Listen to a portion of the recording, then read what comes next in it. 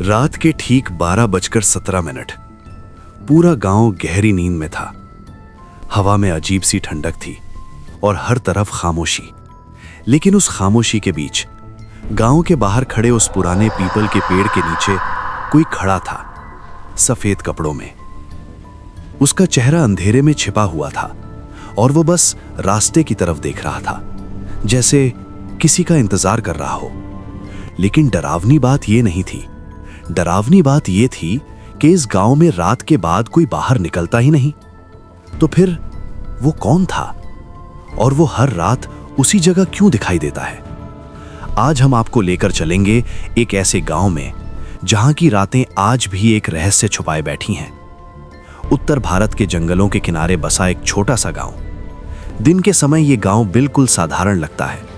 खेतों में काम करते किसान, गली में खेलते बच्चे और चौपाल पर बैठकर बातें करते बुजुर्ग। लेकिन जैसे ही सूरज ढलता है, गांव का माहौल अचानक बदल जाता है। दरवाजे बंद हो जाते हैं, खिड़कियां अंदर से लॉक कर दी जाती हैं और गांव के बाहर जाने वाला वो पुराना रास्ता पूरी तरह सुनसान हो जाता है, क्योंकि उस रास्ते के आखिर में खड़ा है एक पीपल का पेड़। एक ऐसा पेड़ जिसके बारे में गांव वाले आज भी खुलकर बात नहीं करना चाहते।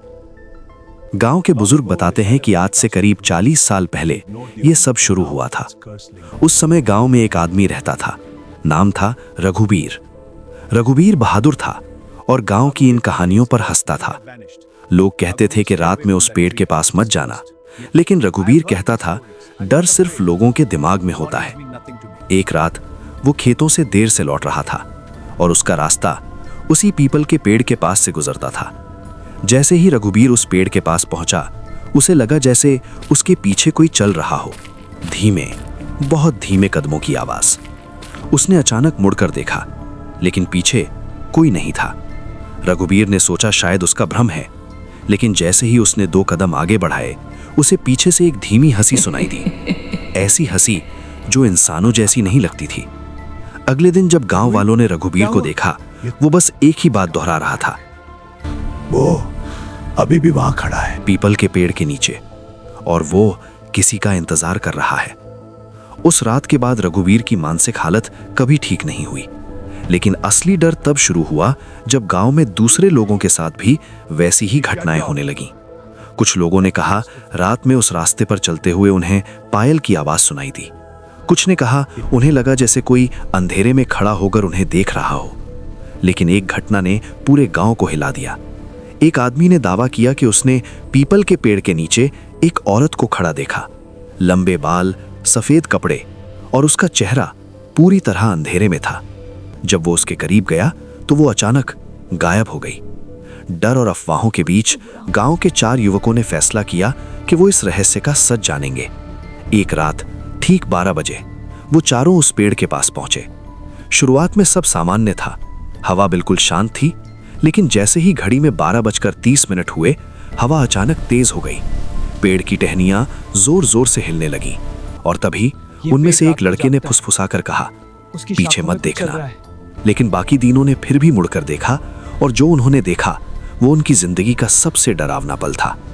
पेड़ के नीचे कोई खड़ा था, सफेद कपड़ों में। उसके बाल हवा में उड़ रहे थे, लेकिन उसका चेहरा पूरी तरह काला था, जैसे अंधेरा ही उसका चेहरा बन गया हो। अगले ही पल उसने धीरे धीरे अपना सिर उठाया और हंसने लगी। चारों दोस्त वहां से भाग पड़े, लेकिन उनमें से एक उस रात के बाद कभी नहीं मिला। उस घटना के बाद गांव वालों ने एक फैसला लिया। उन्होंने उस रास्ते को हमेशा के लिए बंद कर दिया।